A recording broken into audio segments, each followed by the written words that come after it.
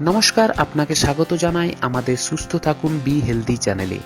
জীবনে নানা রকম শারীরিক সমস্যা থেকে মুক্তি পেতে আমাদের এই চ্যানেল সাবস্ক্রাইব করুন।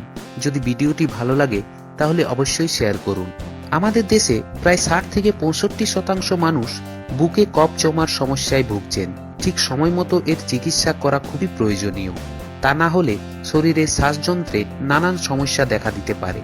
আজ আমরা আপনাদের কাছে নিয়ে এসেছি বুকের কফ দূর করার কিছু ঘরোয়া উপায়।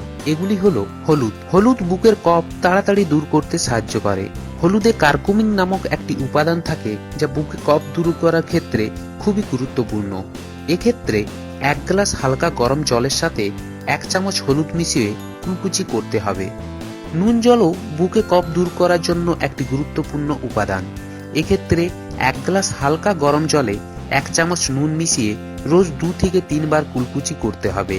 কিছুদিনের মধ্যেই আপনার বুকের কফ দূর হয়ে যাবে। জলের সাথে লেবুর রস মিশিয়ে পান করলেও বুকের ব্যথা ও বুকের কফ দূর হয়ে যায়। এছাড়াও পেঁয়াজের রস, লেবুর রস ও মধু একসাথে জলের সাথে মিশিয়ে হালকা গরম করে পান করুন। এটি বুকের কফ জমার সমস্যাকে দূর করে। ধন্যবাদ। যদি ভালো লাগে তাহলে লাইক, শেয়ার ও সাবস্ক্রাইব করুন।